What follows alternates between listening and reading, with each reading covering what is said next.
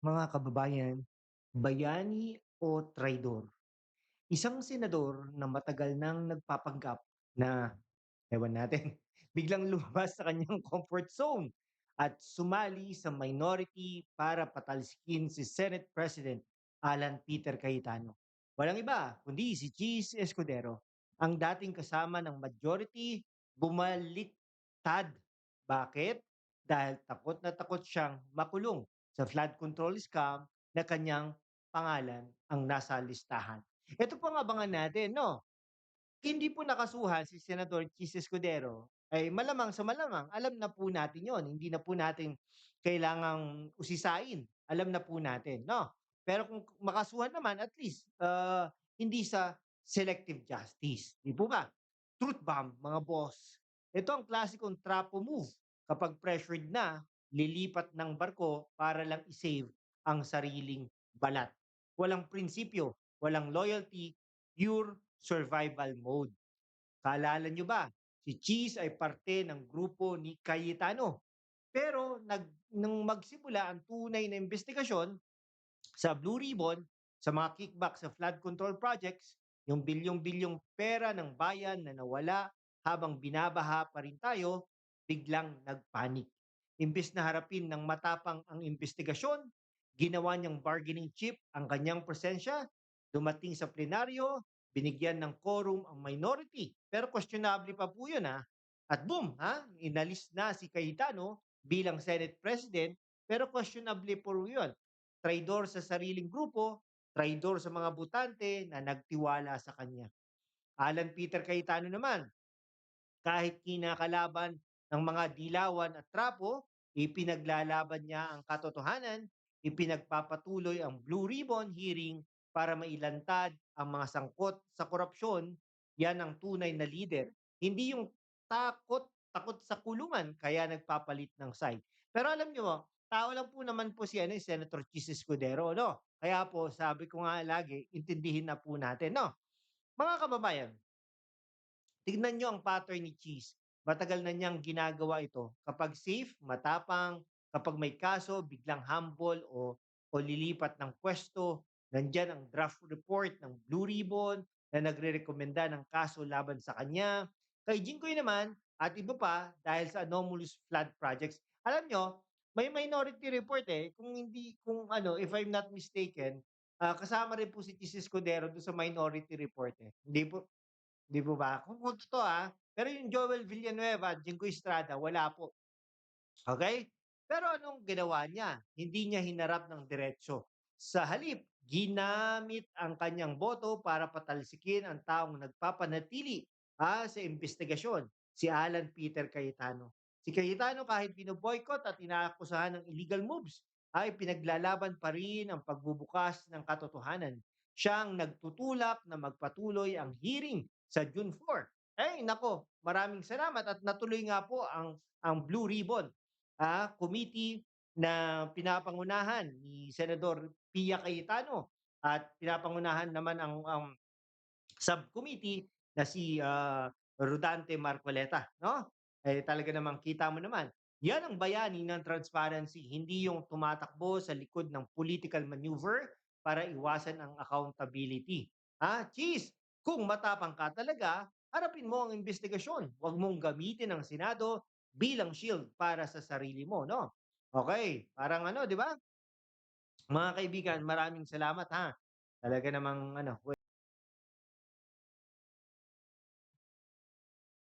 mga kababayan, pakinggan yung ng mabuti at huwag kayong magpapaloko sa mga sinasabi ng mga bayaran, Tignan natin ang buong picture, hakbang-hakbang dahil dito talaga nahihiwalay ang tunay na bayani sa tunay na traidor.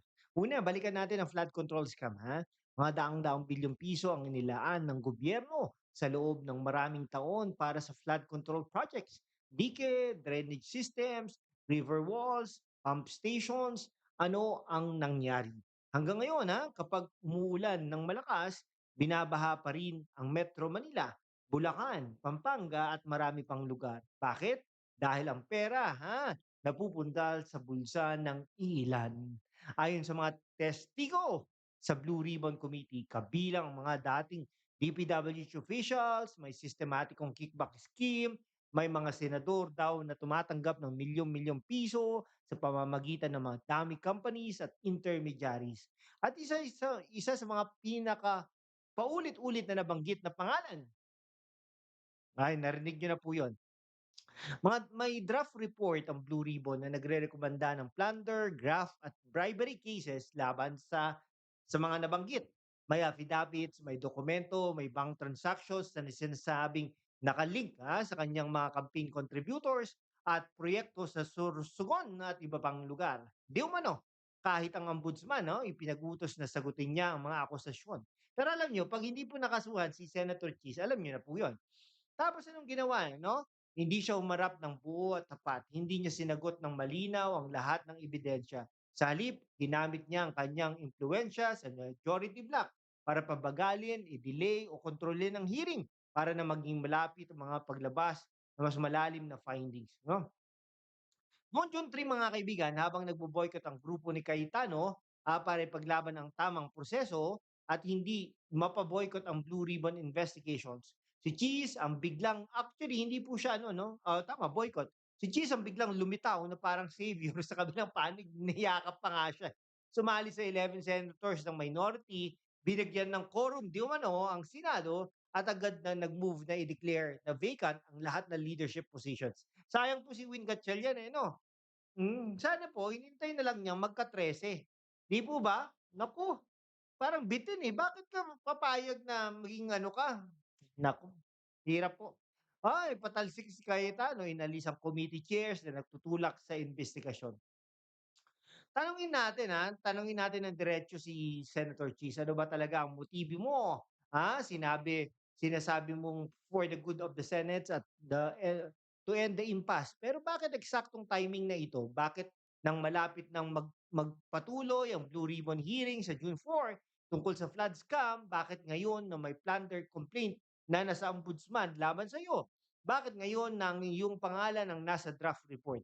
Paulit-ulit ng pattern 'to sa iyo, no, Cheese?